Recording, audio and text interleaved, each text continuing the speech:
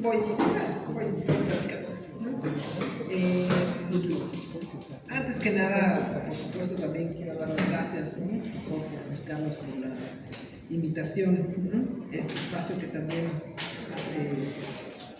hace mucho que he pisado y de distintas maneras, ¿no? Como docente, por ejemplo, ¿no? Trayendo a mis alumnos y mis alumnas, ¿no? De la carrera de estudios latinoamericanos, y siempre justamente para hablar de estos espacios de resistencia, ¿no? Estos espacios de lucha, que, como lo decía Beatriz, pues son fundamentales, ¿no? En realidad sabemos, y yo lo he dicho desde el primer momento, ¿no? Si estamos aquí, ¿no? Si entré a una comisión de la verdad que se formó, es porque hay décadas de lucha, ¿no? De distintos colectivos, de familiares de sobrevivientes que han luchado, ¿no? En contra de la impunidad, en contra o por la justicia, ¿no? Como lo decía también Beatriz, por la aparición de los detenidos desaparecidos. Sin ese trabajo, sin esa dedicación y sin esa tenacidad, sin esa resistencia, no estaríamos hoy aquí, ¿no? Y creo que eso siempre es bueno recordarlo, ¿no? No olvidar que esto no es una concesión del gobierno, ¿no? Esto no es una concesión de ninguna persona, es logro de una lucha que lleva muchos años, ¿no?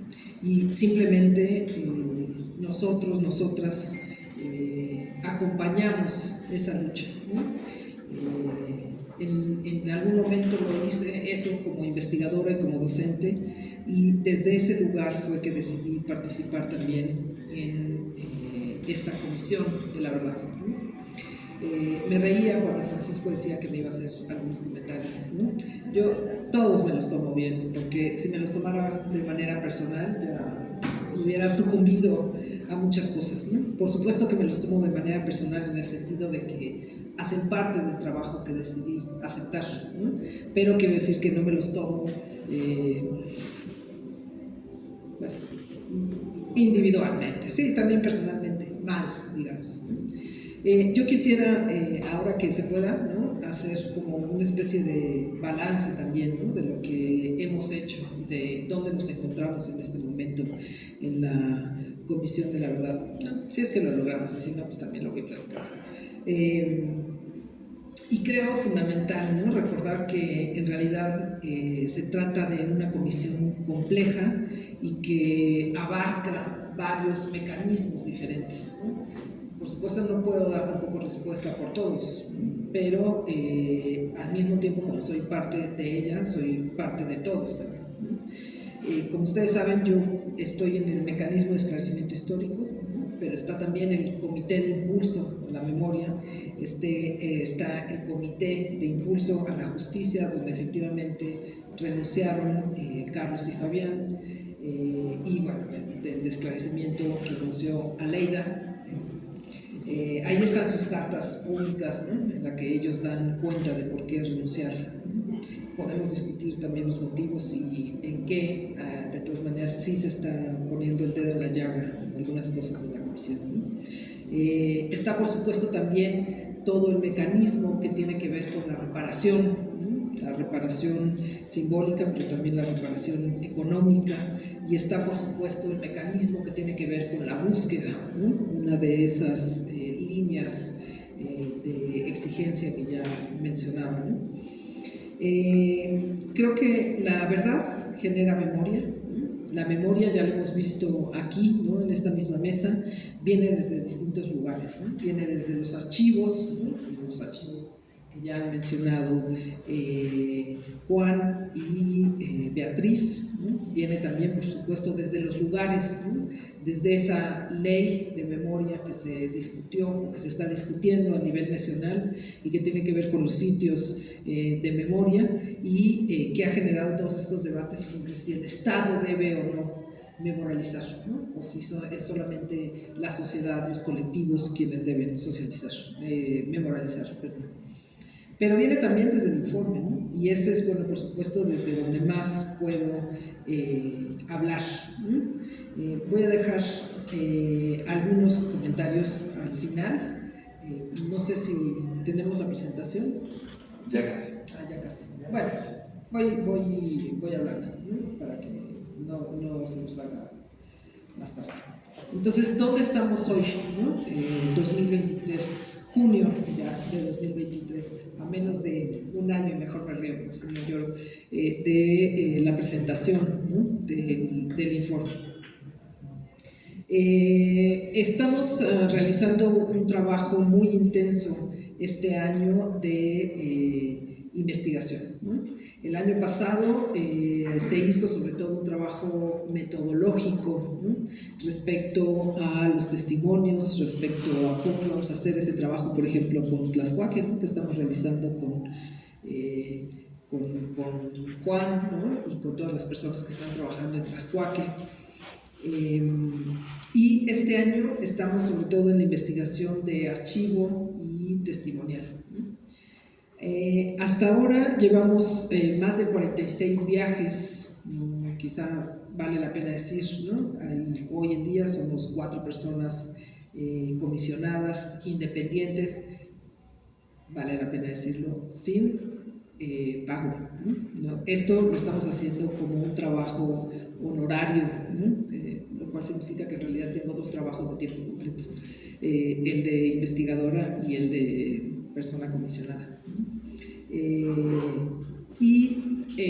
Estamos dirigiendo a más de 40 personas, 40 investigadores e investigadoras que vienen de distintos campos, ¿no? De la sociología, las ciencias políticas, la historia, y que son quienes están yendo a los archivos, ¿no? Quienes van con Beatriz, quienes están haciendo el trabajo, ¿no?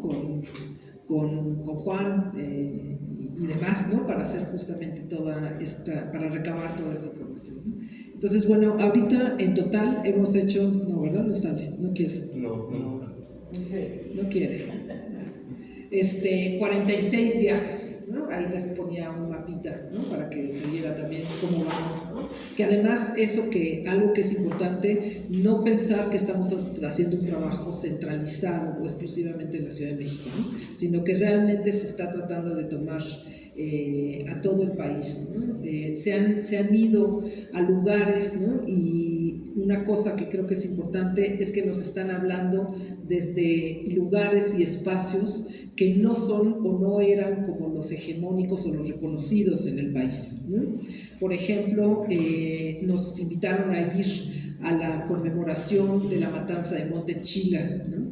Monte Chila, una comunidad que no hemos escuchado en México sobre esa masacre, ¿no? Que en los años 70 pues acabó con cientos de vidas de indígenas, ¿no?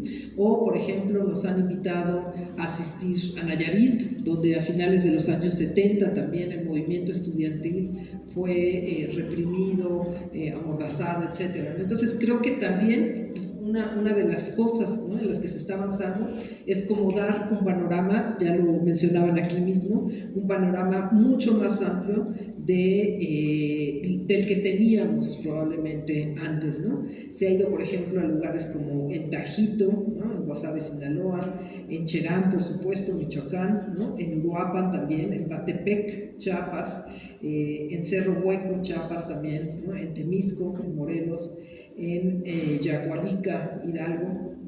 Entonces, ¿no? Creo que es importante ver que también eso, ¿no? Hay un panorama nacional mucho más amplio, ¿no?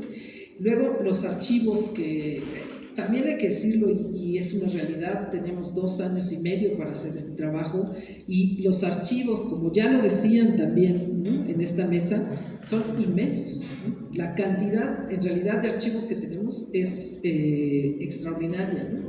Está, por supuesto, el AGN, ¿no? Ni los voy a mencionar todos porque ya nada más en eso me llevó varios minutos, ¿no? Está Sedena, y ahora podemos hablar un poco también sobre Sedena y lo que está pasando ahí. Está, por supuesto, Camena, ¿no? Que ha sido muy importante, es muy importante para nosotros. Está el archivo del PRD, está el archivo de la FEMOS, que nos costó muchísimo trabajo localizar, pero al cual pues también hemos podido acceder. Están los archivos que están en línea, ¿no? Archivos de la Resistencia, todo lo que ha trabajado Artículo 19, que trabajó la Comisión de la Verdad de Guerrero también, y que estamos recuperando para incluir el archivo histórico, por supuesto, también de la Ciudad de México, ¿no? Con el cual estamos trabajando, archivos de la represión, el CEMOS, bueno, en fin, no me detengo porque si no es mucha la información, ¿no? Luego, con gusto, podemos compartir todo esto. Con respecto a lo testimonial, ¿no? Llevamos más de 350 entrevistas de distinto tipo, ¿no? Tanto individuales como colectivas, y también algo que es importante, por supuesto, que queremos llegar al mayor número posible de personas, ¿no? Para que den su testimonio, sobre todo quienes no lo han dado, pero también quienes ya lo dieron y quieren volverlo a dar, por supuesto que es fundamental. Pero también creemos que las entrevistas no es tan importante el número como la calidad de entrevistas que estamos haciendo, ¿no? No se trata de llegar y simplemente extraer la información de las personas con las cuales estamos trabajando, ¿no? Se trata también de cuidar la forma en la cual se están haciendo esas entrevistas y qué se va a hacer después con esas entrevistas. Un poco lo señalaba Beatriz, no hay debates en torno a qué debe hacerse o no con esa información posteriormente, ¿no? Y eso es uno de los debates que tenemos pendiente, ¿no? Cómo se van a trabajar o no se van a trabajar, ¿no? Yo creo que también tienen que ser públicas, pero en la medida en la que las personas digan que deben ser públicas, ¿no? Y con los archivos, por supuesto, creemos que tiene que ocurrir lo mismo, tienen que ser públicos, ¿no? Y tienen que quedar no solo al resguardo del gobierno, porque no sabemos lo que puede pasar con el próximo gobierno o cómo la próxima Secretaría de Gobernación podría utilizar o no esos archivos, ¿no? Entonces, consideramos que tal y como lo hizo la Comisión de la Verdad en Guerrero, seguramente tendría o debería de enviarse esos archivos también a otros lugares, a otras organizaciones civiles de la sociedad civil, para que puedan quedarse ahí y sean resguardados. Lo único malo de que yo les platique así es que se pierden las fotos, que la verdad son más bonitas que estar nada más hablando, ¿no? Pero bueno, tenemos bases de datos también muy importantes, rastreos hemerográficos, tenemos registros documentales, el levantamiento testimonial, por supuesto, y los distintos casos de violaciones, ¿no? Uno de los trabajos, yo creo, más importantes que hemos realizado en este año, pero en realidad en todo el trabajo que hemos hecho, son las visitas a las zonas militares, ¿no? Han sido controvertidas estas visitas, pueden ser cuestionadas también desde muchos espacios, y yo he acompañado también los cuestionamientos que han hecho distintos colectivos y distintas personas, familiares particularmente, respecto, por ejemplo, a lo que se dijo, ¿no? En esa primera entrada al campo militar, ¿no? Voy a decir, y voy a insistir en ello porque de verdad también lo creo que pese a los cuestionamientos que podemos hacer y los cuestionamientos que se pueden hacer a esta comisión, ¿no? Son un paso que no se había dado, ¿no? Y son un paso importante, ¿no? Yo desde el primer día que acepté participar en estos trabajos, por suerte, o no sé si por suerte o no, pero llevaba muchos años también haciendo trabajos, me voy a permitir hacer una pequeña broma, llevaba muchos años trabajando sobre comisiones de la verdad, sobre cuestiones de memoria, ¿no? No solamente en México, sino en otros países de América Latina, particularmente Uruguay, y en algún momento, tengo un hijo pequeño, ¿no? Y en algún momento conversábamos, ¿no? Sobre por qué había aceptado, ¿no? Le dije, bueno, pues yo sé cómo funcionan las comisiones de verdad, ¿no? Bla, bla, bla, ¿no? Y él, con su sabiduría de pocos años, me dijo, pero en realidad no sabes cómo funcionan las comisiones, ¿no? En realidad no lo sabía, ¿no? En realidad no tenía ni idea de cuáles son también los trasfondos que están en una comisión, ¿no? Bueno, ¿no? Yo creo que, y les decía, creo que por suerte también había trabajado sobre las comisiones. Sé que siempre existen muchísimos cuestionamientos y creo que los cuestionamientos en realidad hay que verlo como parte de lo que fortalece el trabajo de las comisiones. O sea, creo que si nos cerramos a esos cuestionamientos, pues solamente nos cerramos a tratar de hacer un mejor trabajo. Finalmente este trabajo, y así lo creo, es para la sociedad, para los colectivos, para quienes han, ¿no?, llevado adelante estas décadas de lucha, y a ellos justamente nos debemos, ¿no? Que cuando decimos que se dice las víctimas, pero yo no estoy muy segura de que se consideren víctimas, ¿no? Yo creo que eso, los sobrevivientes, los exmilitantes, los familiares, deben estar en el centro de estos trabajos, ¿no? Eso significa que también deben tener voz, no solamente que se les tome testimonio, sino que deben decir cómo debemos trabajar, ¿no?, y qué es lo que se puede o no hacer, o qué debe ir o no en el informe, ¿no? Bueno, en fin, estas visitas a zonas militares entonces creo que son controvertidas, pero también han sido importantes por algunas cosas, ¿no? Recordaba, yo creo que probablemente la entrada a la zona militar de Culiacán y la entrada al campo militar, no esa primera que fue protocolaria, sino las otras que hicimos, ¿no? Ajá, han sido realmente las más importantes. Me podría dedicar ahora a hablar de la entrada a Culiacán, pero me podría echar fácil 30 minutos porque creo que realmente fue fundamental, no solo para el trabajo que nosotros estamos haciendo, sino por lo que implicó, ¿no? La zona militar en Culiacán se quedó como un lugar detenido en el tiempo. Tuvimos que entrar rompiendo cadenas a los puertos. Y las 3 personas sobrevivientes con las cuales entramos, creo que significó, hay muchas cosas que podemos hacer mejor. Por ejemplo, el acompañamiento que se puede hacer a las personas que entran a estas zonas militares. Definitivamente tenemos mucho que hacer todavía en ese sentido. Pero también creo que fue una forma también de recuperación de su dignidad, de su confianza y de su propio testimonio. Porque fue una forma de decir, este sitio existió, no me lo inventé y además no me merecía el trato que me dieron. Haya sido lo que haya sido y haya militado en lo que haya militado. Esta entrada a Culiacán particularmente, ¿no?, pero les digo también al campo militar número 1 aquí, han sido experiencias muy fuertes para quienes hemos acompañado a quienes regresan a estos lugares, ¿no?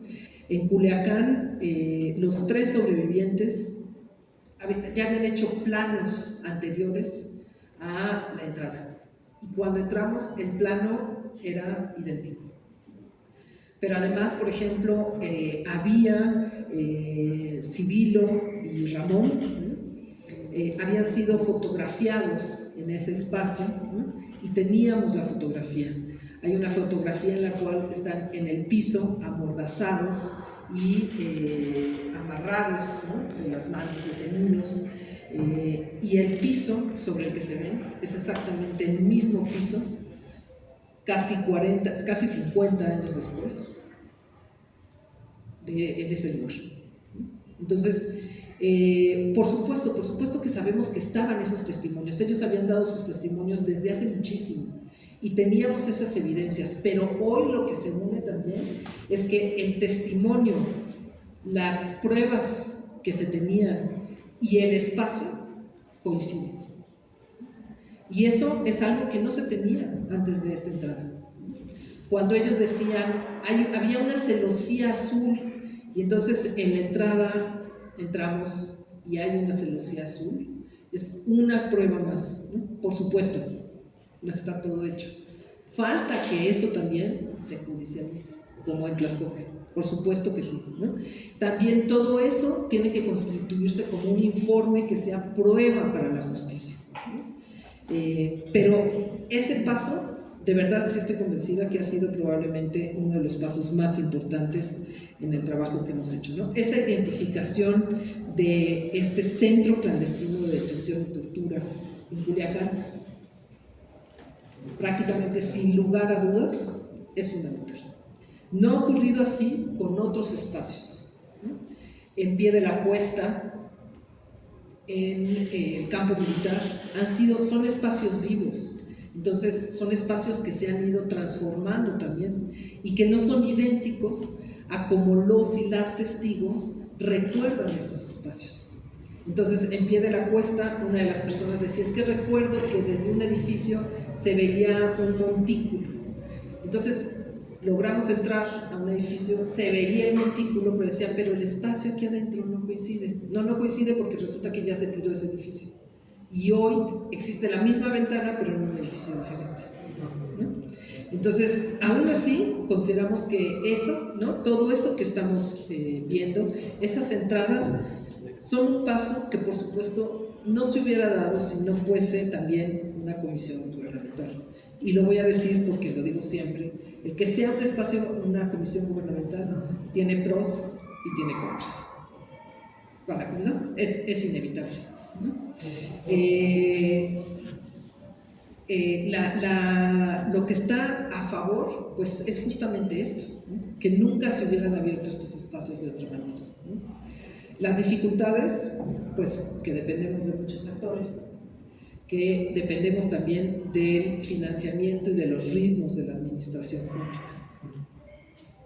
Otro de los espacios que creo que ha sido importante, y ya voy a ir cerrando porque ya llevamos mucho tiempo de más, son los diálogos, ¿no? Los diálogos por la verdad que se han estado creando, ¿no? Estos espacios públicos que tuvimos ya en Chilpancingo, tuvimos hace unas semanas en Tlatelolco y tendremos este sábado en Chihuahua, ¿no? Y que va a ser transmitido, ¿no? por distintas redes sociales ¿no?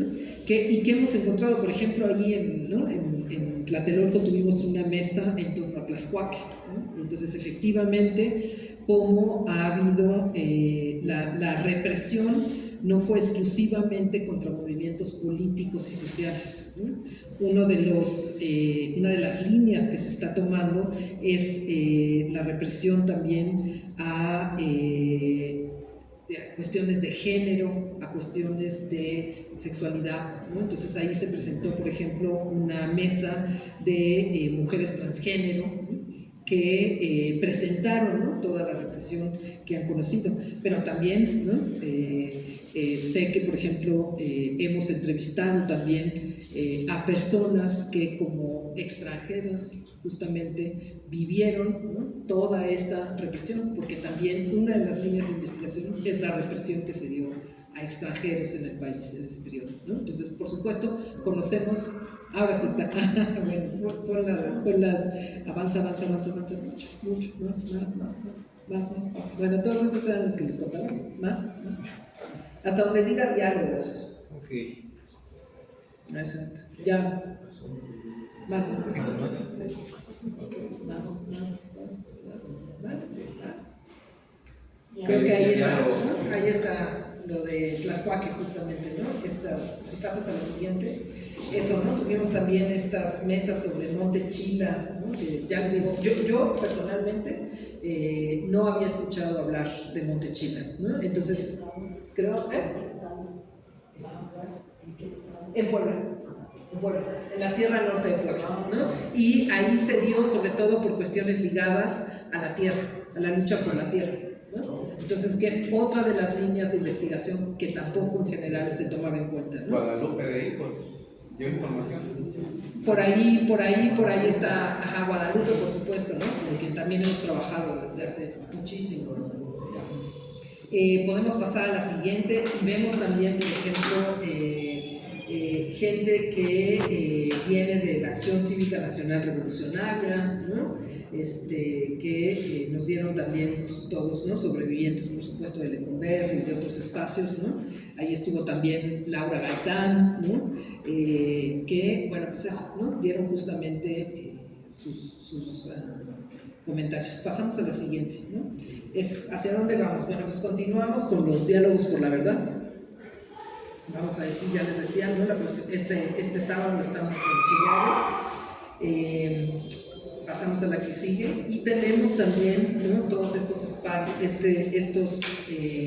los foros, ¿no? Con foros que estamos haciendo. Creemos que hay un gran conocimiento desde... no, creo que pasas a la que sigue. Ajá, la que sigue. Foros que estamos haciendo en donde son los propios actores de colectivos, actores, ¿no? Sobrevivientes, en fin, quienes están discutiendo también sobre estas temáticas, ¿no? Y es una invitación abierta, ¿no? A todo el que quiera participar para que vengan y digan dónde estamos respecto a la verdad, dónde estamos respecto a la justicia, ¿no? Es esto que les decía, de que en el centro no tienen que estar solamente los llamados especialistas, ¿no? Sino también quienes han hecho este recorrido desde hace años, ¿no? Pasamos a la siguiente. Tenemos el llamado Notimé, que la verdad nuestro nombre no es así como más afortunado, pero bueno, es lo que tenemos, ¿no? Y que es el boletín que estamos haciendo mensualmente para dar a conocer justo todos estos trabajos y que por supuesto si están interesados en recibir, se los hacemos llegar, ¿no? Pasamos a la que sigue. Los diálogos por la verdad, ¿no? Estaremos en Guadalajara después, en Oaxaca, en Tuxtla, en Monterrey y cerraremos nuevamente en Atoyac. Pasamos al siguiente. Ahí está un poco lo del informe final, ¿no? ¿Qué cosas se van a abordar en el informe, pero que está todavía a discusión, ¿no? ¿Por qué pasó? ¿Cuáles han sido las consecuencias? ¿Qué pasó? ¿Quiénes fueron los responsables? Por supuesto, es fundamental. ¿Por qué sigue ese lazo que decíamos con el presente que es fundamental, ¿no? Y cómo evitar que siga pasando. Pasamos a la siguiente, ya casi voy a acabar. Las recomendaciones, ¿no? Consideramos que las recomendaciones es algo, y ahí viene justamente lo que creo que tenemos que seguir haciendo, ¿no? En otros países, ¿no? Colombia, Perú, se solicitó, ¿no? A académicos, pero también a colectivos que dijeran cuáles tienen que ser las recomendaciones. Y yo creo que eso es fundamental, por ejemplo, que lo trabajemos en conjunto, ¿no? Y eso, bueno, ahora termino un poco con eso, pasarle al que sigue. La pregunta es cómo hablarle al México de hoy, cómo hablarle a los jóvenes, ¿no? Porque este informe debe ir a todos y a todas, a la sociedad, ¿no? A las nuevas generaciones, que la verdad no está nada sencillo, ¿no? Hablar de los distintos contextos de violaciones, ¿no? Que interpelan a la sociedad, ¿no? Más allá únicamente de la violencia política, que por supuesto sigue siendo el centro, como ya lo decíamos, ¿no? Pero tiene que haber este diálogo con víctimas y sociedad civil. Tenemos que hablar y mencionar la situación actual de los derechos humanos en México, si no, no tiene sentido el informe. Y tenemos que hablar también del entramado actual, político e institucional desde el cual estamos hablando, ¿no? Yo creo, y ahora sí ya prometo cerrar, que siempre está la pregunta de si vamos a llegar al punto final. Por supuesto que no hay punto final en esto, no existe el punto final, ¿no? Yo recuerdo, también es como broma, ¿no? Que en Uruguay, cuando yo estaba haciendo mi tesis de doctorado, decía, ¿cómo cierro la tesis, ¿no? Decía, pues es que en Uruguay no van a poner punto final, entonces yo voy a poner un punto final para cerrar ahí, ¿no? En México tampoco hay un punto final, ni siquiera es ni de lejos el punto de llegada, ¿no? Es un paso, ¿no? Pero creo que es un paso que no se habría dado si no se hubiese creado la comisión, que haya foros, que haya discusiones en los periódicos, que se debatan ciertas cosas, que Francisco entre cada tercer o cuarto día a la red y busque Comisión de la Verdad y aparezca algo, ¿no? No se habría dado, o sea, ese debate no se da si no se hubiera creado la comisión. Creo que es fundamental eso, ¿no? Saber que esto no se acaba aquí. Pero también fundamental, y realmente lo creo, el debate con los actores, con los colectivos, con los sobrevivientes familiares, para dos cosas, ¿no? Y eso es también una interpelación a ustedes, Luis Carlos, ¿no? Uno, para saber dónde estamos, y segundo, para saber cómo seguir, cómo hacemos que esto no se vuelva la comisión de largo nombre y poco alcance, ¿no? ¿Cómo hacemos para que estos pasos que estamos dando no se queden en el vacío? Para que no ocurra lo que ocurrió con la FEMOS, que no se sabe dónde están los archivos, dónde quedaron no sé qué, ¿no? Entonces creo, ¿no? Que deberíamos de hacer y deberíamos de organizar mesas de trabajo reales y debates, no solo foros así, sino sentarnos y trabajar durante días para saber cómo continuamos y cómo hacemos para que esto pueda seguir después de este momento, ¿no? Y eso me parece fundamental, y de verdad creo que si no hacemos ese trabajo conjunto, no vamos a lograr que esto vaya más adelante. Igual que lo tenemos que seguir haciendo con los archivos, igual que lo tenemos que seguir haciendo con los sitios de memoria, para saber que esto no se quede aquí, que no pueda venir una administración después a echar por la borda este paso, que no es más que un paso así pequeño, pero que hay que darlo. Muchas gracias.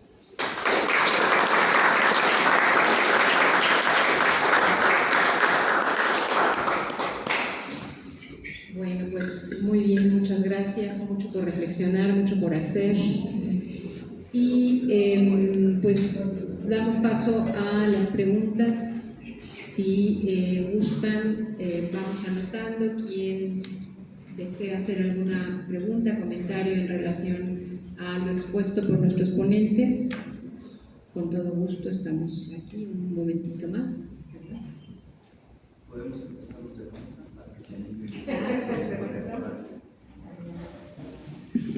Bueno, Eugenia, pues como te dije, no es patear la mesa y a mí me responde aquí, no. Es compartir sobre todo un interés y un entusiasmo. Las sugerencias, ¿no?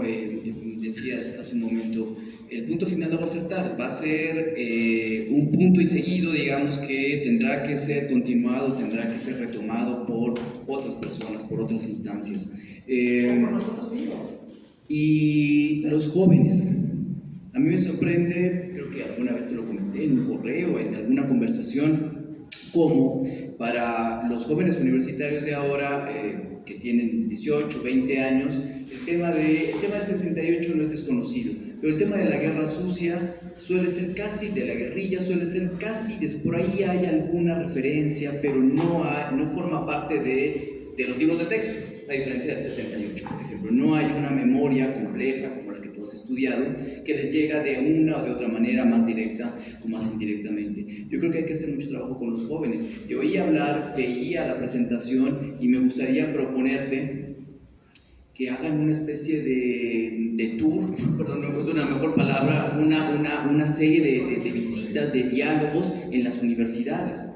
Yo estoy seguro de que los auditorios de todas las universidades de nuestro país estarían repletos de estudiantes, de colegas interesados en que tú presentaras esta información. Entonces, eso sería muy importante. Otra cosa que podría parecer banal, pero que no lo creo, me parece que no lo es en la medida en que creo que puede tener un efecto. Estamos muy cerca de varias estaciones del metro, ¿no? Yo llegué en metro y regresaré en metro. Y veía yo las pantallas de televisión, ISA TV. Y veía yo, tardaba el metro en pasar y veía un video de una cantante de moda, después un reportaje que me pareció muy interesante, de cómo los jóvenes veinteañeros ahora son los mejores compradores de plantas en los mercados. Y después volvía un video de moda de una cantante, ¿no? Y pensaba, ¿por qué no en el metro de la Ciudad de México hacer reportajes que hablen de cápsulas del trabajo de la comisión en este momento, para que este trabajo que se está haciendo, pero que no se conoce más allá quizá del ámbito inmediato de la gente que trabaja en la comisión, vaya teniendo difusión y vaya teniendo repercusión en la gente, ¿no? Y tú decías, será un informe no para los especialistas, no para las instancias internacionales, será un informe para señores ciudadanas de este país, conozcan qué ha pasado en este país en un periodo concreto de su historia que está vinculado de muchas formas con su presente. Pensaba en las mamparas que hay en las estaciones del metro. Algunas están vacías, otras están con anuncios de comida chatarra. ¿Por qué no poner, por ejemplo, la Comisión de la Verdad tiene tales objetivos? La Comisión de la Verdad ha establecido los diálogos por la verdad en tales lugares, ¿no? Y una cápsula de 5 minutos o 3 minutos mientras la gente espera el metro, ¿no?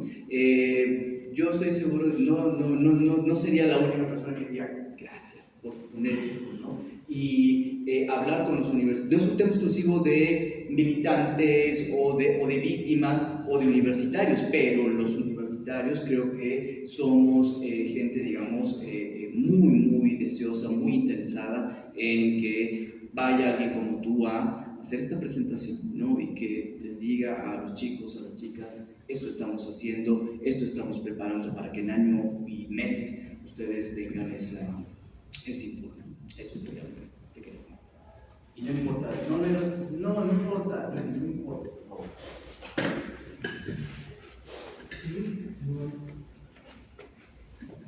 Bueno, son varias cosas, ¿no? Empiezo con la pregunta, pero yo creo que atañe, es posible, a Juan Gerardo y a Eugenio sobre los sitios de memoria, ¿no? A mi pregunta le voy a dar el contexto para que podamos entender un poco mejor el resto de los que estamos hoy acá. Después de la elección en la que se eligió a Andrés Manuel como presidente, se empezaron a repartir las carteras, o sea, a designar los que iban a ocupar esas carteras. Y para nosotros las importantes, pues una de ellas es Gobernación, otra es Sedena, otra es la Marina, y así sucesivamente, ¿verdad? El 20 de agosto del 2018, fue lunes, le entregamos a Encinas un proyecto de investigación, como según nuestro criterio debiera de ser una comisión de la verdad, qué disciplinas iban a intervenir, cantidad de gente, presupuesto, etcétera, etcétera. Pero también los sitios que había que respetar, según nosotros. Y el que estaba en primera lista era las Islas María, perdón. Nos causa extrañeza y nosotros condenamos ya eso. Yo quisiera saber la opinión, aunque si hay silencio también es una opinión. ¿Por qué la banalización de las Islas Marías? ¿Por qué esa frivolidad? Nosotros condenamos ese acto, porque hacer de los sitios de memoria y los anuncios y todo eso, tuvimos un coloquio aquí con gente de Argentina, de España, de varios países. ¿Cómo ve la militancia la memoria y sobre todo los sitios de memoria? Tenemos ahí una visión diferente lo que la academia dice sobre esto, pero son cosas que podemos discutir. Pero yo quisiera saber la opinión de las Islas Marías, ¿sí? Por nuestra parte hay una condena, porque ahí hay desvanecimiento de pruebas, destrucción de pruebas, y quien está administrando las Islas de la María es nada más y nada menos que la Secretaría de Marina. Entonces el perpetrador administra, y es el problema cuando la memoria la maneja el gobierno, porque se hace una industria de la memoria, ¿sí? Esa es la visión de la militancia. Obviamente nos podemos sentar con lo que es el gobierno también. Esa es una. La otra, que no se dijo, pero bueno, yo creo que sí está en el radar de ustedes, que hablamos de Tlaxcuaque. Pero si ustedes recorren el eje, también va a dar directamente a la Dirección Federal de Seguridad, que es Circular de Morelia número 8, y está cerca del Palacio Nacional. Entonces, quienes han causado más enojo o más lucha, no enojo, lucha, han sido precisamente las víctimas de represión política e ideológica. Por eso se conoce Tlaxcuaque, No se conoce por la movilización de otras, que con todo respeto se les reconoce, ¿verdad? Pero quien ha puesto por delante la lucha han sido los que han sido perseguidos por cuestiones ideológicas y políticas, ¿sí? Entonces por eso se conoce Tlaxcuaque. Y hay otras víctimas que con todo respeto hay que atender también, ¿verdad? Pero se conoce precisamente por la movilización política e ideológica.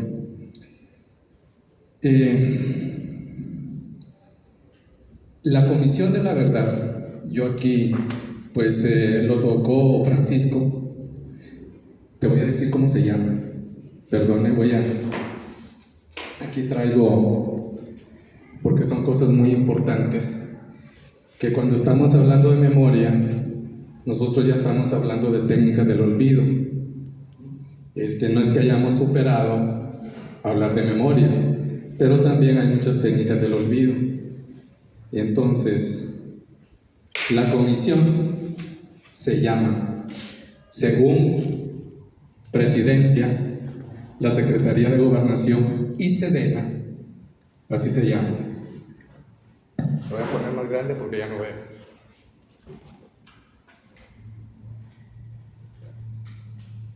Esto pasó en el campo militar el 22 de junio del año pasado.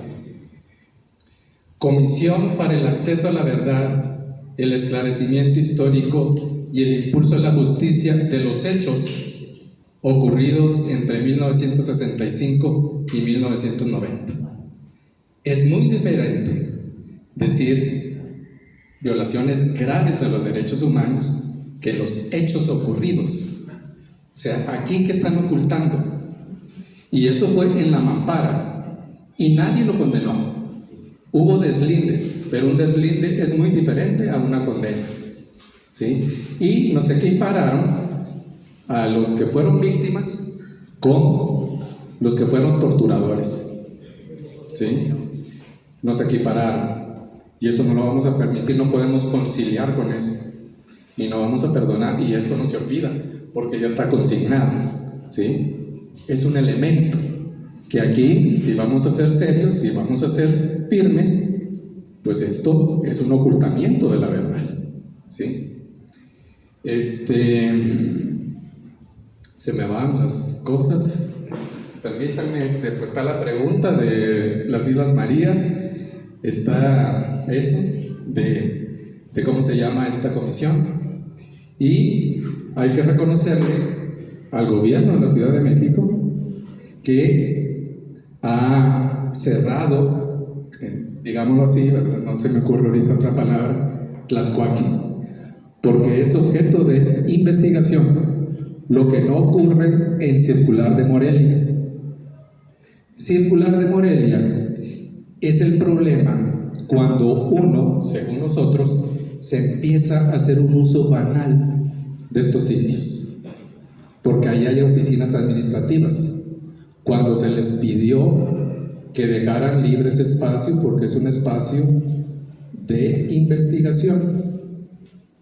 Y como último, reconocer a doña Rosario y a Claudia Piedra, que ellas, cuando estaba activo el campo militar número 1, se metieron sin permiso, porque según esto eran familiares de un desertor, y ahí soldados reconocieron que el que estaba ahí adentro se parecía a Claudia Piedra, son como hermanos gemelos.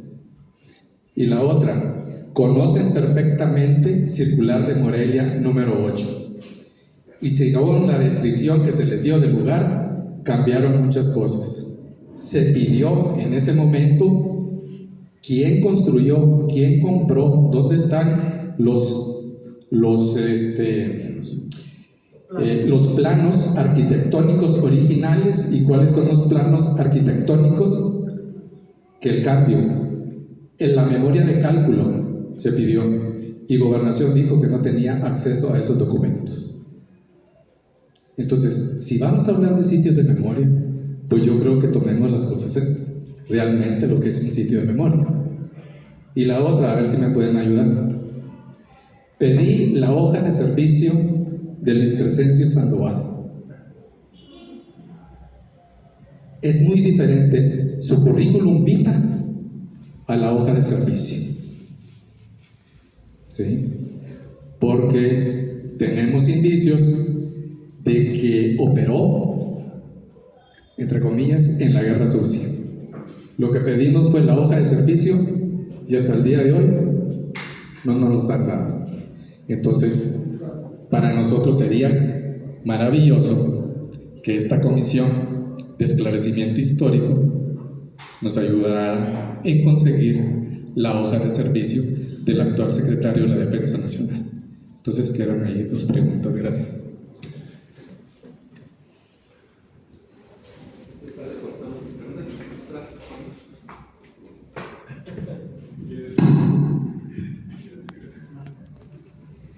Bueno, voy a aprovechar, antes de responder a Jorge, a responderle a Luz María, cuando preguntó que dónde están los archivos de la policía. Bueno, siguen en posesión de la Secretaría de Seguridad Ciudadana y están en un local en la zona de Tlatelolco.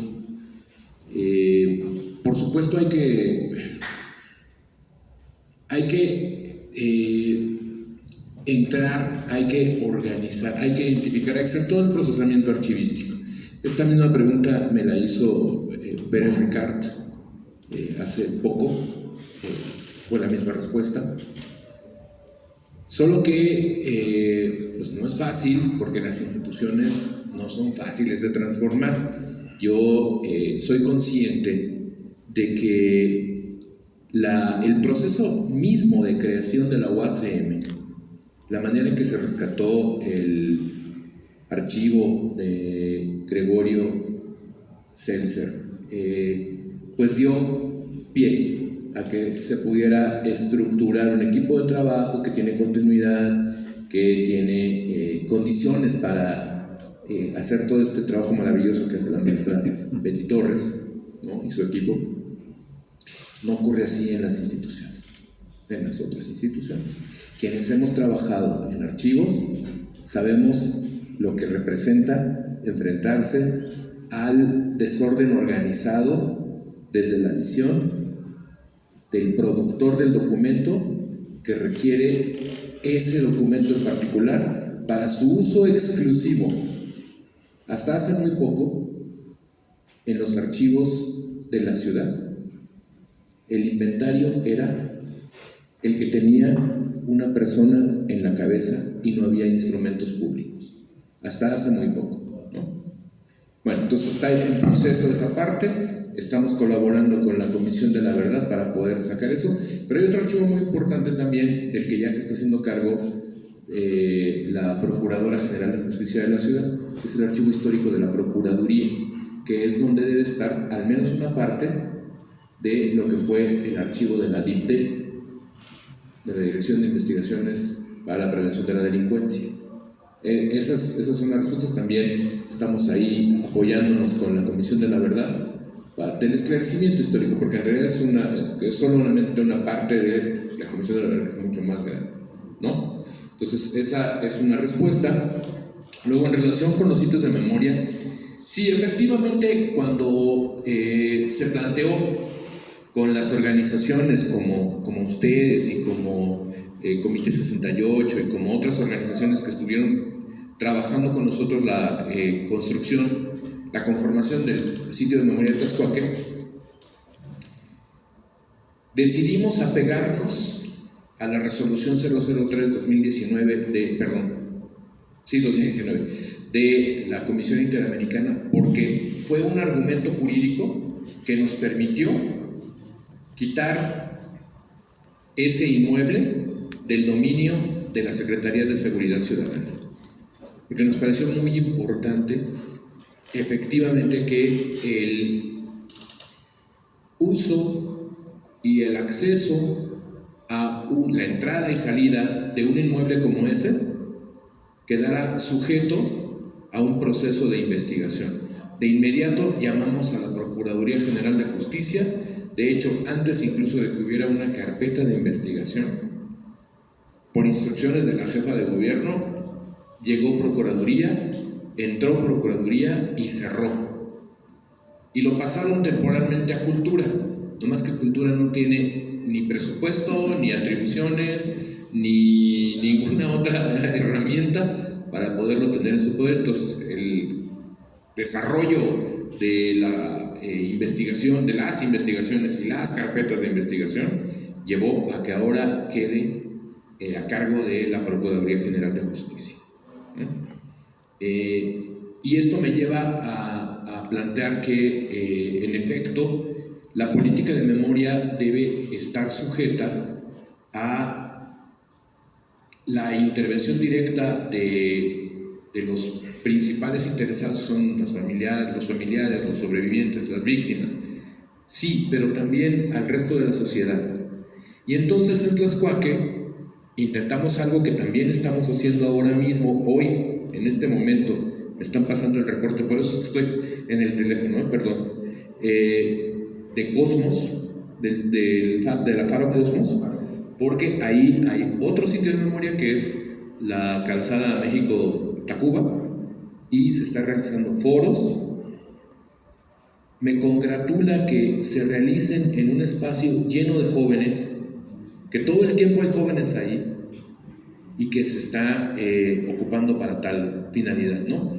Ahora en esta mesa a mí me han proveído de algunas ideas que propondré en los espacios institucionales correspondientes, tales como hacer esta misma gira que estás sugiriendo con Eugenia y con otros compañeros y compañeras, con el propio Camilo, que debe ahora tener una gran visibilidad, y corresponde a todos apoyarlo en ese sentido, por el sistema de educación media superior de la ciudad y por el sistema de educación superior de la ciudad, donde está la UACM, por supuesto, como gran pilar, pero están también los institutos, el Instituto Rosario Castellanos, ¿no? No, eso, el instituto, por ahí comencé, dije, el Instituto de Educación Media Superior, es el IEMS, ¿no? Bueno, luego, sí, evidentemente, nada más una referencia, yo decía como un sarcasmo el que nadie sabía de la existencia de los sótanos de Tlaxcuaque, de los separos de Tlaxcuaque del 83 al 89, por supuesto era sarcasmo, ¿no? Claro que todo el mundo lo sabía, nada más que recordemos que aquel Estado, y aquí retomo algo que planteas, Jorge, aquel Estado evidentemente que era un represor de las disidencias políticas en primerísima instancia, por supuesto apegado a los lineamientos de la política de seguridad nacional, que comenzó incluso como una política de seguridad continental. Recordemos que fue en el marco de la Segunda Guerra Mundial, a partir de 1942, que México y las demás naciones latinoamericanas se sumaron a ese bloque que se llamó en ese momento de seguridad continental. Y de ahí continuó. En 1963 se emiten los manuales de interrogatorio, ¿verdad?, con los que fueron preparados todos los represores, todos los integrantes, iba a ser de las fuerzas públicas, pues son efectivamente represores, porque esa era la visión de la fuerza pública. La fuerza pública es para reprimir, pero no solo la fuerza pública, también habría que recordar que hubo otros actores que no necesariamente eran estados nacionales, aunque fueran estados nacionales imperiales, que también colaboraron con esto mismo. Pensemos que Canoa ocurrió 2 años antes del 68 y no estuvo conducido por el gobierno, por una cierta configuración del pueblo, por una cierta ideología que estaba basada en una política pública del Vaticano. Ojo, no estoy hablando de toda la Iglesia Católica, pero sí de la Curia Romana del Vaticano, que se llamó, bueno, o que se expresó en la bula Intermarium, que formaba parte de una misma estrategia política planetaria con el macartismo. Contrainsurgente, por supuesto, y que implicaba la ejecución de esta política contrainsurgente, pero no solo contrainsurgente, sino en contra de contradisidente, porque la insurgencia es esto, es la abierta conciencia de que hay que ganar el poder político para poder transformar las cosas, que eso lo desarrolló un cierto sector de la sociedad y que luchó por ello y que fueron y siguen siendo la vanguardia de la transformación, una vanguardia revolucionaria. Pero además había que socavar cualquier tipo de disidencia frente a la imagen de la familia victoriana occidental. O sea, nada de mujeres solteras, ¿no? Nada de que las mujeres abortan, nada de que los hombres se visten como mujeres, actúan como mujeres o son mujeres en cuerpos de hombre, ni mucho menos las mujeres que sean hombres en cuerpo de mujer, mucho menos aún, porque fue más brutal esa represión. Nada de que los jóvenes hacen su propia música lejos de los cánones que les dicta la academia y el mercado, ¿no? Nada de eso. Entonces hay una iglesia, una curia romana que está impulsando una moral pública que coincide con una moral pública de Estado que se está ejecutando, por supuesto, dentro del marco no solo, reitero, no solo de la seguridad nacional, sino del dominio planetario a través de la moral y de la política pública. La moral apoyada en el credo, en la estructura superior de la Iglesia católica, por supuesto, pero también de las iglesias protestantes, ¿no? De las iglesias reformadas.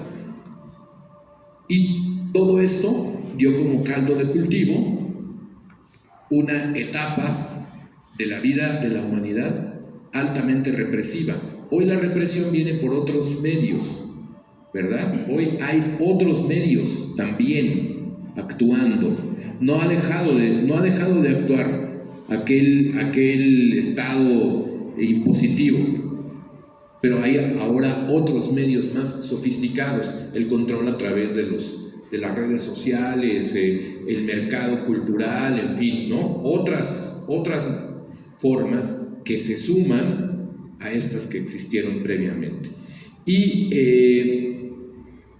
luego, sobre la pregunta de quién maneja la memoria, bueno, es claro que la memoria debe estar en manos de quienes son sus actores. Eso es claro. El tema es cómo logramos adecuar la institucionalidad para que esto pueda ser viable.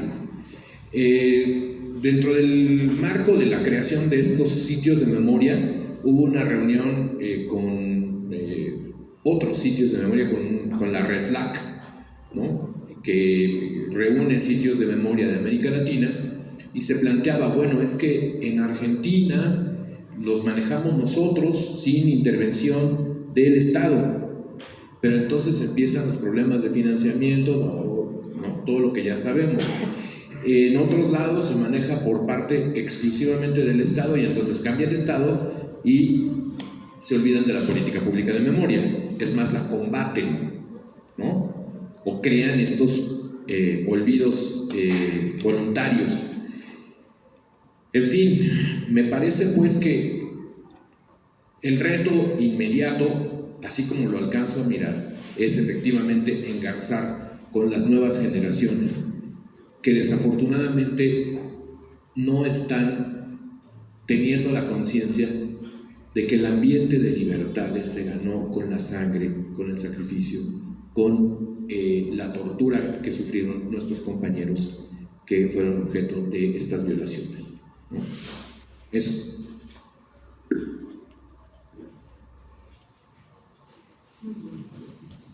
Bueno, pues le paso la palabra a la doctora y con usted cerramos la ronda de preguntas. ¿Sí? Si quieren, tomamos dos más yo me tengo que ir. Sí. Ok, entonces voy a pedir que sean breves, por favor, La doctora, bueno, pues responderá de esa misma manera. Por favor, gracias.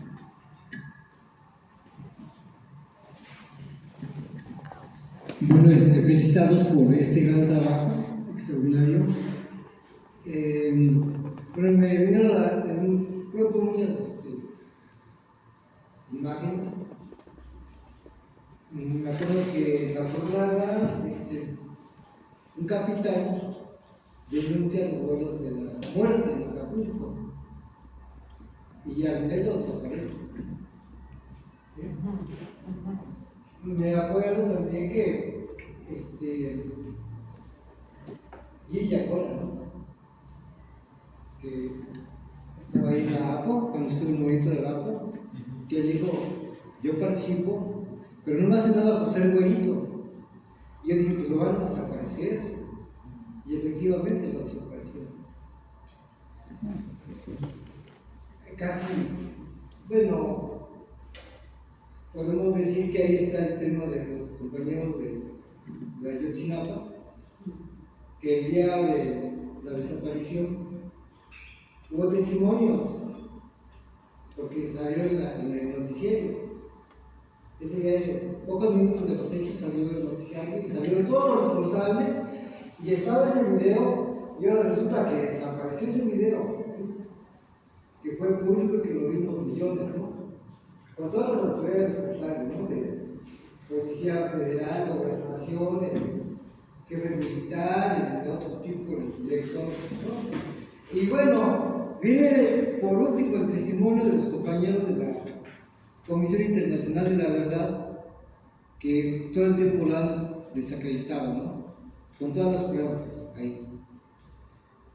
Entonces yo me asalto a la pregunta y son cosas que luego le comento a mi mujer, le digo, bueno, ¿qué se puede hacer cuando un gobierno el 90% de los delitos no los resuelve jamás? ¿Cómo se va a poder resolver un caso que incluso con todas las evidencias, con todos los testimonios, el Estado no tiene el interés, ¿no? Entonces, esa sería mi pregunta para ustedes, ¿no? ¿Qué poder hacer, verdad, para que todo ese trabajo se traduzca, digamos, en otras políticas en términos de la justicia, ¿no? Muchas gracias. Bueno, buenas tardes. Yo no había tenido información de la comisión, me interesa mucho, claro que es algo que desde joven he tenido la intención de que esto haya memoria, haya justicia. Me pregunto, me salta una duda acerca de las fechas que agarran para la comisión, 1965 a 1990. Yo creo que tiene, bueno, me salta la, ¿cómo se llama? Desconfianza de esa fecha, como que en el fondo de esas fechas siento que, bueno, sucedieron muchas cosas, están los hechos gravísimos de las represiones del 10 de junio y 68, pero me salta algo que yo creo que desde un principio esta comisión, y disculpen que lo diga de esta forma, o sea, no descalifico, creo que el valor que tiene y la trascendencia que puede tener esto, pero me parece que en el fondo el poner las fechas así, pregunto primero la pregunta esa primera, ¿quién puso esas fechas? Ese periodo. Y dos, lo que me salta a la vista es que, o la cosquilla, de que se protege al ejército y con esas fechas, o sea, de verdad que y nuestro presidente lo protege también, o sea, no sé, no podemos negarlo, ¿no? Murió antes del 65 Rubén Jaramillo, y es una afrenta para el ejército, ellos fueron los asesinos.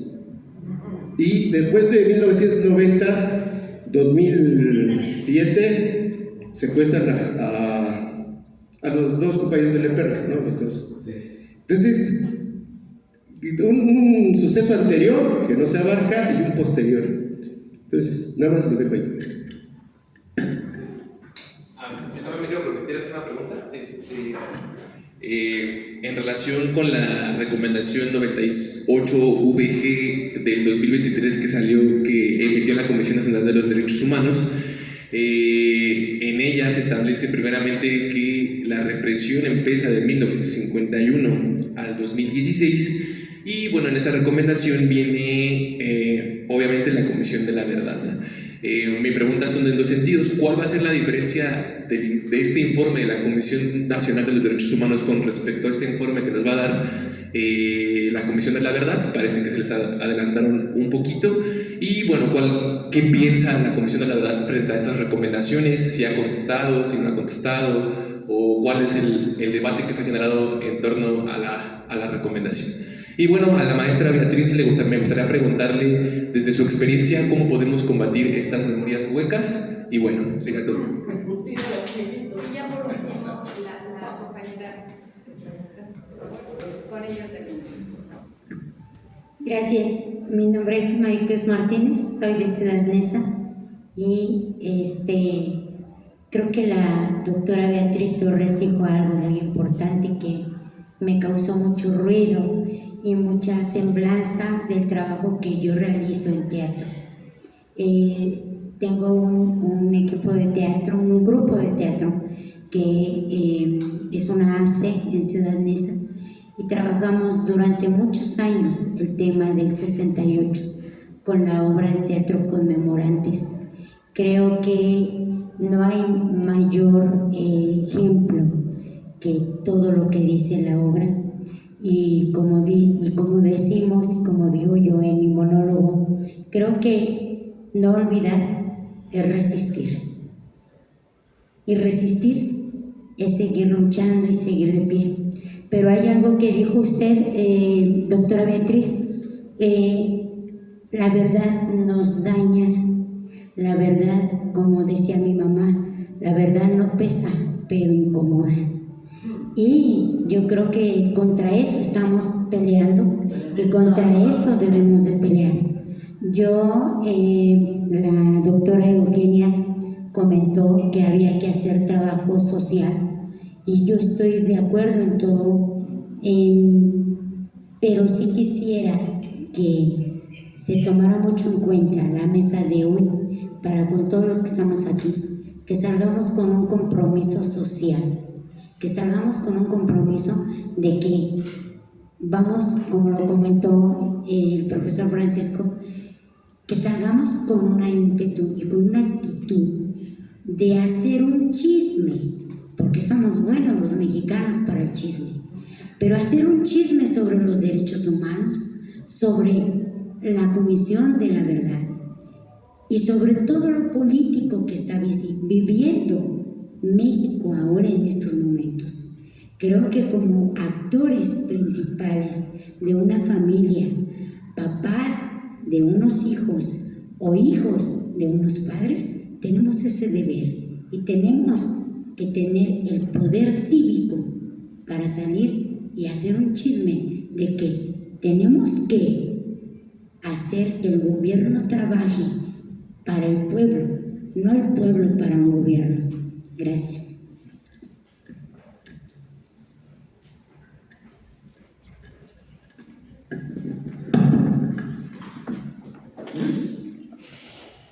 Bueno, voy a hacer una respuesta muy general y rápida porque cada una de las cosas que me han planteado en realidad nos podría llevar muchas horas, ¿no?, de debate. Pero respecto, digamos, a la memoria, ¿no?, yo creo que en efecto hay muchas cosas que discutir.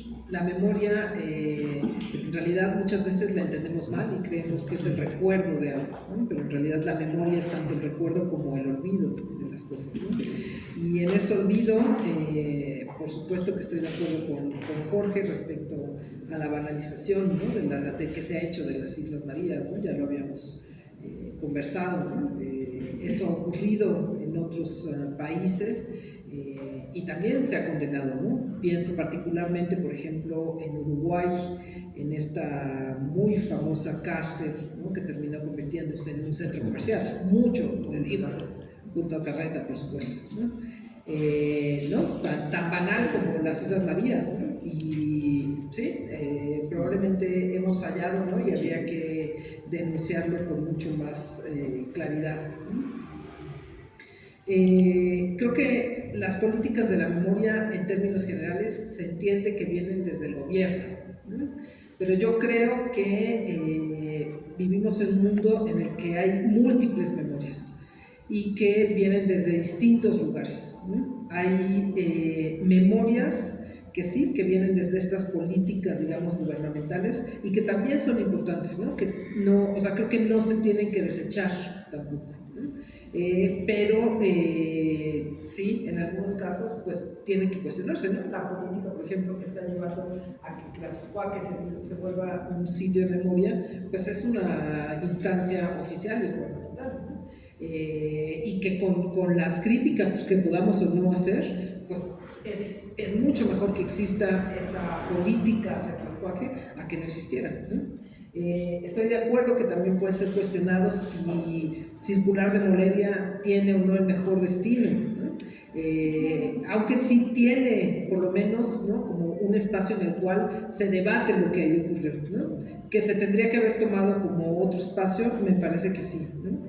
Pero creo que en ese sentido los motores de la memoria, los que han impulsado a la memoria, pues son fundamentales y esos son en efecto los actores que como ustedes tienen un espacio como este, que están dando como también otra visión de la memoria, ¿no? Hay memorias hegemónicas, hay memorias subalternas, hay memorias gubernamentales, hay memorias contrainstitucionales, ¿no? Y creo que todas esas memorias también nos dan una visión mucho más amplia de lo que ocurrió en el pasado, ¿no? Creo también que la ley de memoria que se ha estado batiendo es polémica, ¿no? Pero también ha tratado de incorporarse el debate desde estos motores de la memoria, ¿no? O sea, es una ley que lleva meses de debate, ¿no? Respecto a qué se tiene que hacer, qué no se tiene que hacer, y se ha escuchado también a todos los colectivos que dicen que no tendría que ser el gobierno el que dicta estos cánones de memoria, ¿no? Creo que respecto, por ejemplo, a las fechas, ¿no? Pues también son cuestionables, ¿no? Yo no sé si yo como historiador hubiera elegido esas fechas. Tampoco me queda claro del todo cómo fue que quedaron, ¿no? Fue una suerte también de... No, adelante. Después me siento aludido y quisiera hablar sobre esas fechas. El comité Eureka se siente aludido. Sí, no, por eso yo acabo de decir que si yo como historiadora me lo hubieran preguntado, probablemente no hubiera puesto eso, ¿no? Pero no es lo que acabo de decir. O sea, ahí están todos mis textos en los cuales propongo otras periodizaciones, ¿no? Pero bueno, creo que es una suerte de negociación, fue una suerte de negociación entre los colectivos, o sea, que sí quede también claro que esta comisión, ya lo dije, ¿no? Viene de décadas de lucha de colectivos y de organizaciones y hubo trabajos que podemos decir, no me siento reflejado, no quedé lo que yo dije, no quedó lo que yo dije. Yo estuve también en los debates previos a la comisión y no quedó lo que yo dije, ¿no? Yo creo que sí, ¿no? Hay quienes dicen, bueno, tendría que ser 51, hay quienes dicen tendría que ser 58 con los ferrocarrileros, hay quienes dicen que tendría que ser con Jaramillo, ¿no? ¿Por qué acaba en 90? O sea, yo sí creo que podemos seguir haciendo los debates y es bueno que sigamos ganando los debates, porque ya lo dije, este no es el punto final, ¿no? Este es solamente un paso más. Habrá que seguir debatiendo en todos los ámbitos, en la academia y en otros espacios, esas fechas y cuestionarlas, ¿no? Además, México, a diferencia de otros países, no vivió, digamos, una dictadura, ¿no? Entre comillas. Entonces, la periodización, por eso lo puse entre comillas, ¿no? No era una dictadura, formal no lo era. No usaron los mismos métodos. Pero no era una dictadura. O sea, no fue un gobierno, no es el gobierno que podemos decir como la dictadura argentina, pues estuvo de 76 a 83. O la uruguaya, que estuvo, ¿no? No es dictadura militar, pero fue dictadura. Era un régimen autoritario. Pero en fin, son todas cosas que se tienen que debatir, ¿no? Que están a debate, ¿no? Entonces, lo que es cierto es que como no fue una dictadura que tuviera un periodo, pues no hay un consenso. Incluso en esas dictaduras hay cada vez menos consenso sobre cuáles son los años que se tienen que debatir. Cada vez se va más atrás en Argentina para debatir los orígenes de la dictadura, ¿no? Entonces, yo creo que las fechas, ya lo vuelvo a decir, no son las que yo hubiera propuesto. Pero, bueno, pues hay que continuar ese debate en torno, ¿no? Entonces, ¿no? ¿A por qué esas, no? Lo que es cierto es que no es la misma violencia que la que se vive hoy. Son distintas, lo que no significa que no se tenga que entender lo que está pasando con la violencia hoy, ¿no? Y respecto a la recomendación, por supuesto que se tome en cuenta, ¿no? Y no creo que se nos hayan adelantado, o sea, creo que hay múltiples informes, ya estuvo la FEMOS, ya estuvo la Comisión de Verdad en Guerrero, ¿no? Yo creo que son simplemente pasos distintos que se van dando en torno a un pasado, ¿no? Y que al contrario, o sea, qué bueno que hay muchísimos informes, qué bueno que hay muchísimas recomendaciones, porque eso lo único que hace es ampliar cada vez más el debate que estamos teniendo sobre lo que ocurrió en esos años. Si debemos o no debemos llamarlo guerra sucia, si debemos llamarlo periodo autoritario, si debemos llamarlo, ¿no? ¿Cómo lo tenemos que llamar? Todos esos son debates que justamente esta comisión permite continuar debatiendo, ¿no? Así que, bueno, yo creo que eso no se cierra con esto que estamos haciendo, creo que quedan muchísimas cosas que seguir discutiendo, ¿no? Y yo agradezco de nuevo la invitación para venir y, como ya lo dije hace rato, queda el reto, ¿no? De hagamos foros de trabajo, pero mesas de trabajo de verdad, ¿no? Para que nos pongamos a sentar a ver cómo le hacemos, ¿no? Porque si no también después será fácil decir, pues es que no lo hicieron bien. Pues venga, hagámoslo entre todos, ¿no? Y entre todas, porque si no, pues la tarea es enorme. Pues finalizamos con la maestra Beatriz. Un último comentario, muchas gracias, maestra. La memoria, la verdad, es un arma subversiva. Necesitaríamos muchos Assange, esos son los que necesitamos. Necesitamos Snowden, necesitamos a la soldado Manning, de esos necesitamos, ¿no es cierto? Que sean capaces de llegar a la verdad, realmente a tener las pruebas, porque Assange no está condenado por ninguna mentira. Snowden no está condenado por ninguna mentira. Cuidado. ¿No es cierto? Está condenado porque sacaron la verdad. Y si tengo cuestionamientos, podríamos debatir, pero cuidado, aquí estamos debatiendo sobre terrorismo de Estado. Eso es claro, si no, no existiría la Comisión de la Verdad.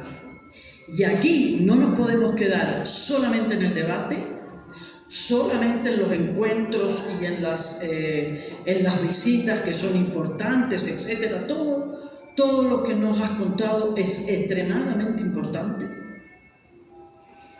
Pero si no juzgamos, nos quedamos de nuevo en la memoria hueca, ¿no es cierto? Y para eso hay que tener una decisión política, como la tuvo Kirchner, que tenía un país hecho añico, ¿no? El corralito, bueno, un desastre. 5 presidentes en 5 meses, un desastre. Y fue Gamás, un hombre absolutamente desconocido para los argentinos, y dijo, aquí se va a hacer justicia. Y aquí no hay la teoría de los 2 demonios como se está copiando aquí. Cuidado, la teoría de los 2 demonios es una teoría muy tramposa. Decir que todos somos iguales en la lucha, por favor, no. ¿No es cierto?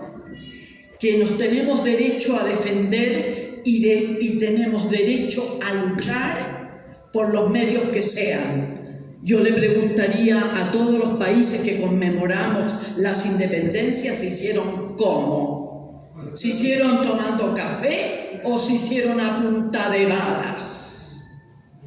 Nosotros tenemos por parte de Paco Ignacio Taibo 3 grandes donaciones. Tenemos la donación del Che, la mayor concentración bibliográfica en el mundo del Che, dicho por Paco. Pero tenemos una colección que es una joya que no la tiene nadie, que es una colección sobre el liberalismo armado de este país. Y cuando fui a su casa a buscarlo, me dijo: Beatriz, para que tengamos clarito en la historia que el liberalismo se hizo a punta de bala. ¿Esto quiero decir que salgamos de aquí y que empecemos a tirar tiros? No, señores. Ni señoras, no se trata de eso, pero que no nos vengan un cuento que este mundo se hizo, ¿no es cierto?, firmando el convenio no sé cuánto y el no sé qué, ¿no es cierto?, y los que han usado realmente las armas para reprimir cualquier intención de un gobierno distinto y de una organización social, política, económica distinta. Y si no, que nos pregunten qué es lo que pasó el 11 de septiembre del 73. Fue un gobierno llevado por las urnas a construir el socialismo. Llevamos 50 años de fascismo o de una cosa parecida. Lo que menos tenemos es democracia. No empiecen porque el mal menor es lo que nos acomoda. Insisto y cierro. Podemos debatir lo que sea, pero aquí lo que hay que debatir es la justicia. Hay que abrir los archivos ¿de quién? De las Fuerzas Armadas. Mientras ellos no cumplan con este país, jamás habrá justicia. Muy bien,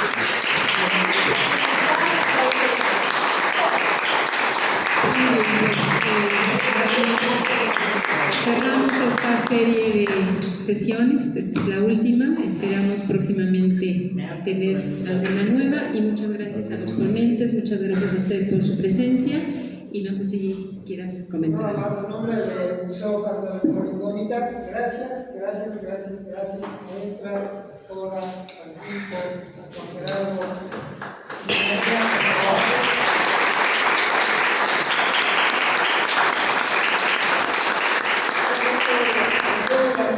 Les va a llegar por correo porque ya tenemos ganas para la comisión. Entonces, se las demos.